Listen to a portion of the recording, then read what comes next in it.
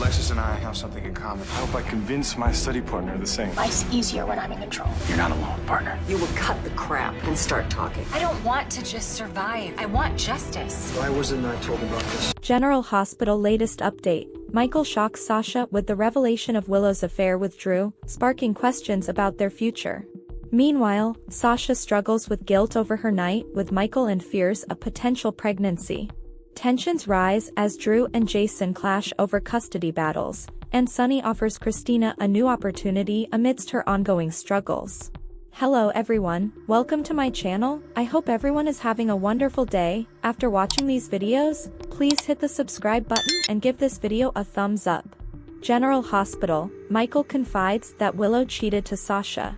General Hospital spoilers reveal that Michael Corinthos, Chad Duell, will open up to Sasha Gilmore, Sophia Matson, about Willow Corinthos, Caitlin McMullen, and Drew Kane, Cameron Matheson, sleeping together. Sasha feels horrible about sleeping with Michael. Will this ease her worries just a bit? Could Sasha decide to go after Michael if she is pregnant with his baby? General Hospital spoilers, Michael Corinthos cheated first. General Hospital spoilers reveal that Michael is the one who cheated first. However, Willow had been kissing Drew and lusting after him for months. Michael was crushed when he found out that Willow was kissing another man behind his back. Michael and Willow have been through so much together. Willow recently got through cancer even with Michael right by her side. Michael may have lied to Willow several times about things he has done, including trying to put Sunny Corinthos, Maurice Bernard, in prison. However, Michael never fooled around with other people. Michael was never tempted to check on Willow because he loves their family and was trying to keep them together. Drew is also sleeping with Willow's mother, Nina Reeves, Cynthia Watt-Rose, as well. General Hospital spoilers Willow Corinthos talks things out with Michael Corinthos. Michael and Willow have sat down and talked about everything they have done to each other, or at least almost everything. Michael may even had told Willow about his night with Sasha, however unlikely it might be. Willow certainly hasn't informed Drew that Michael knows they slept together either. Drew has nothing to offer Willow if she and Michael split up. It isn't like Drew could replace Willow's children. Willow would certainly have issues with his relationship with her mother as well. Drew believes Jason Morgan, Steve Burton, punched him over kissing Willow. He had no idea that anyone knows the truth about them having sex in the playroom. Michael has told Jason about this. Now it seems that Michael will open up to Sasha, possibly in hopes of getting Sasha's opinion on what to do next. General Hospital spoilers, Sasha Gilmore is stunned. Sasha may feel that Michael shouldn't be telling her about this. It is truly none of Sasha's business even if they are friends. Sasha should have never slept with Michael and she doesn't feel like she should be judging Michael's wife. At least not until Willow knows what she and Michael have done. Sasha would give anything to have her husband back. Does Willow not see what she has? Sasha lost her family when her husband and son died.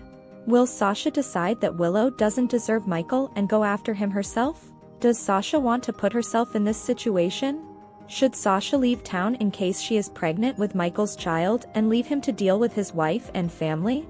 Today's next update, Alexis informs Drew and Jason of Sam's wishes for her children, and Dante ponders his and Rocco's future.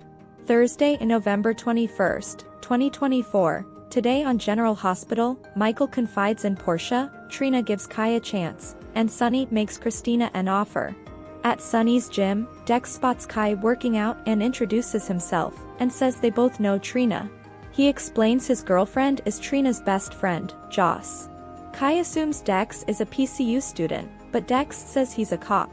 Kai hopes Trina didn't send Dex to arrest him and tells him briefly about his troubles with Trina. Dex says Trina is a sweetheart and one of the smartest people he knows. He asks why Kai isn't at that state-of-the-art gym at PCU. Kai came here to spar, which his coach doesn't approve of, and invites Dex to join him in the ring. They jump into the ring to lightly spar and talk sports as they do. Kai offers Dex some free tickets to upcoming games for him and Joss, and Dex thanks him. Dex says he is a decent guy. Kai hopes he can convince Trina of that. At Sunny's restaurant, he makes Christina dinner. She's worried about the trial tomorrow, and she fears she'll screw things up. He tells her no matter what, she'll survive. Christina doesn't want to survive. She wants justice. Sunny thinks she needs something else to focus on and wants her to come work for him. She says she can't, as she's trying to figure out her life right now. He says she can figure it out while learning to run one of his businesses. He suggests she start with the coffee business, and Christina says she'll think about it. Trina and Joss sit at Bobby's, sharing fries. Trina is waiting on Kai and isn't sure she should be working with him. He should have been here by now. Joss says he's not late yet, but Trina rants she should just do the work herself. Joss says now she's looking for a reason not to work with him. Trina doesn't want to drag him along if he's not interested in art, and this is a challenging course. Joss suggests he might like art and to give him a chance. She tells her that she's a bit of a control freak. Trina admits life is easier when she's in control. Joss understands where she's coming from, and depending on someone new can be challenging. However, maybe it's okay that there are some things they can't control, so she asks Trina to give Kai a chance. Trina says she did, and this was his only one, and he's officially late now. Trina decides to head out, but Joss says he's only 10 minutes late. That's when Kai shows up, apologizing to Trina for being late. He didn't account for traffic and forgot his laptop, so he had to go back to his room to get it. Joss heads to order takeout for her and Dex, and Christina arrives and chats with Joss at the counter. She thanks her for coming to Sam and Diadella's funerals. Joss says she's so sorry for both of her losses. Joss hopes she's taking care of herself. Christina is trying, and she is glad she ran into her, as she owes her an apology. She also needs to thank her for saving her life after the fall. She remembered hearing her voice in the ambulance, and it was so comforting. Christina says she won't forget how she stepped up for her despite their past. Joss says she is sorry for what she's going through. Their talk turns to the trial, and Joss reveals she'll be testifying to see Ava finally get what she is due. They both agree they want justice, Christina for Adela and Joss for Morgan. Trina and Kai get to work, and Trina lists what they need to do for their project. Kai already found a list of books for their project and emailed them to her. She asks when he had time to do this. He admits he doesn't get much sleep, and finished it at 3 a.m. Trina confesses she has trouble sleeping lately, too. Trina and Kai head out, and Kai says if she needs to chat about the project then she reach out, as he'll likely be awake. Meanwhile, Joss smiles as she watches Trina and Kai leave together. Jordan arrives at the hospital with dinner for her and TJ, and they head to the break room. Jordan asks how he's doing, as he knows she liked Sam. He did, and the service was nice. She asks about Molly. TJ says he's unsure how she is, as Molly and Alexis took off to care for something after the service. TJ admits both he and Alexis forgot that Molly's birthday was yesterday. He had a gift for her but left it at the apartment and only remembered it was her birthday when he heard Rick wish her a happy birthday. He hates that he forgot Molly's birthday, but Jordan says it was the day before Sam's funeral, so it's understandable. She thinks Molly likely wasn't in the mood to celebrate. He says it's not okay, as Rick and Christina, the most self-centered people he knows, remembered. He thinks this is just on par for him and Molly lately. Jordan knows he'll make this up to Molly. TJ tells his mom how Drew and Jason both showed up to the service with bruises, which Jordan knows nothing about. She guesses they got into a fight. TJ jokes she probably needs some new friends. She admits she has a new friend, and she'll introduce TJ to them when she knows more about them. In the Quartermain kitchen, Sasha is making cinnamon rolls when Michael shows up looking for food. She's noticed he hasn't been at dinner lately, and offers to fix him something. They make small talk, and he decides he's not hungry anymore. She asks what is going on, why is he here? Michael says, because I can't go home. They sit down, and she asks why not. Michael says the lies between him and Willow are piling up, and he confides in Sasha that he found out that Willow and Drew slept together. If he confronts Willow that he knows about her and Drew, he must tell her about them. He promises he'll keep her name out of it, which Sasha appreciates as she needs this job. Michael admits he confided in Jason about this, which led to the fight between him and Drew. He then had to watch his wife patch up her lover, and the way she looked at Drew is how she used to look at him. He wonders if she loves him anymore. Sasha says Willow told her that she loves Michael, and she believes her, but for Willow to put her family on the line. Michael knows it means she must feel something for Drew. He thanks her for the talk, but still doesn't know what he's going to do, but he'll keep her name out of it. Drew arrives to meet with Alexis in her office. She asks who did that to his face. Just then, Jason arrives. The brothers aren't pleased to see one another. Alexis admits she invited them both, and knew they wouldn't come if they knew Other was going to be here. Drew says she's got that right and tells Alexis to tell him what this is about later.